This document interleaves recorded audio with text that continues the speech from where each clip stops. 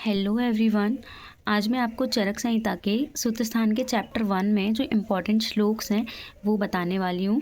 इन श्लोक को अगर आप याद कर लेते हैं तो फर्स्ट ईयर में तो काम आएंगे ही आएंगे, जो सेकंड प्रॉफ में भी बहुत काम आएंगे आपको। तो क्यों ना सेकंड प्रॉफ में तो करना ही है तो अभी कर लें। तो सबसे पहला जो श्लोक है फर्स्ट चैप्टर में वो है धर्मार्थ काम मोक्षाणाम आरोग्यम मूलमुत्तमम रोगस्तस्य अपहर्तारः श्रेयसो जीवितस्य च प्रादुर्भूतो मनुष्याणाम अंतरायु महान्यम। देखो, अगर आप ये 2 लाइन का श्लोक याद कर सकते हो यहाँ तक तो यहाँ तक कर लो, नहीं तो आप सिर्फ ये एक ही लाइन का भी कर सकते हो मूलमुत्तमम तक। ठीक है, ये बहुत इंपॉर्टेंट श्लोक है। इसके बाद सेकंड श्लोक जो है वो है हमारा त्रिसूत्र का हेतुलिंग औषध ज्ञानम स्वस्थातुरपरायणम त्रिसूत्रम शाश्वतम पुण्यम भूवद्येयम पितामह। ठीक है, ये त्रिसूत्र का ये पदार्थ विज्ञान में भी काम आएगा।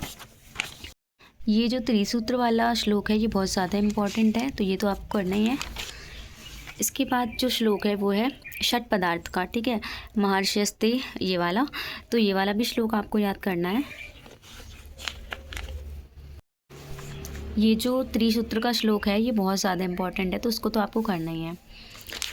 इसके बाद ये षट पदार्थ वाला एक श्लोक है, ये भी इम्पॉर्टेंट है। और षट पदार्थ तो पदार्थ विज्ञान में भी आता है, तो अगर आप यहाँ कर लेते हैं तो पदार्थ विज्ञान में आपको दोबारा से नहीं करना पड़ेगा याद। इसके बाद ये वाला तो श्लोक है ही इम्पॉर्टेंट, हितायतम सुखम दुखम आयुस्तस्य हितायतम मानम च तच्च यत्रोक्तम आयुर्वेद सा उच्यते। ये तो बहुत इंपॉर्टेंट है, आयुर्वेद की परिभाषा का है क्योंकि। इसके बाद आयु के लक्षण वाला श्लोक है शरीर इंद्रिय सत्व आत्मा संयोगोधारी जीवितम नित्यगश्च अनुबंधश्च पर्यायरायु उच्यते। ये सामान्य और विशेष की परिभाषा का है, बहुत इंपॉर्टेंट है। सर्वदा सर्वभावानां सामान्यम वृद्धि कारणम ह्रास हेतु विशेषश्च प्रवृत्तिरुभयश्चितु।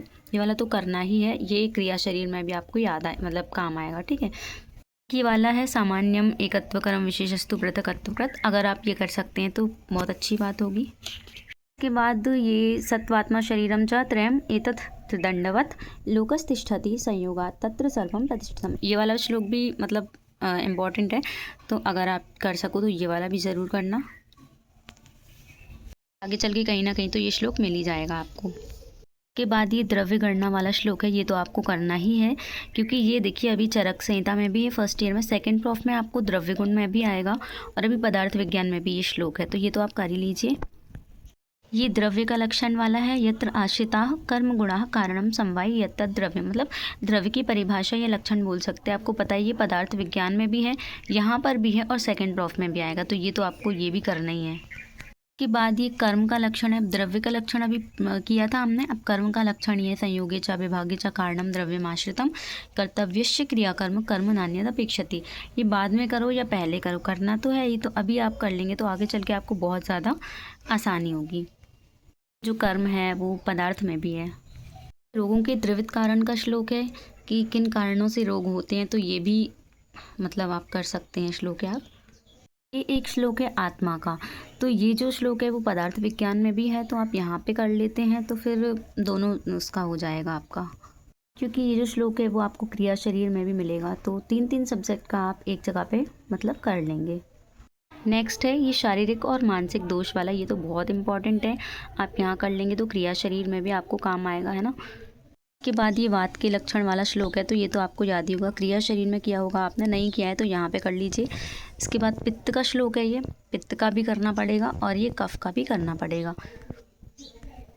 तो इतने श्लोक जो मैंने आपको भी बताए हैं ये अगर आप कर लेते हैं तो ये आपको हमेशा काम आएंगे और ये बहुत ही ज़्यादा इम्पॉर्टेंट श्लोक्स हैं और यूनिवर्सिटी एग्ज़ाम में भी आपका अच्छा इंप्रेशन पड़ेगा।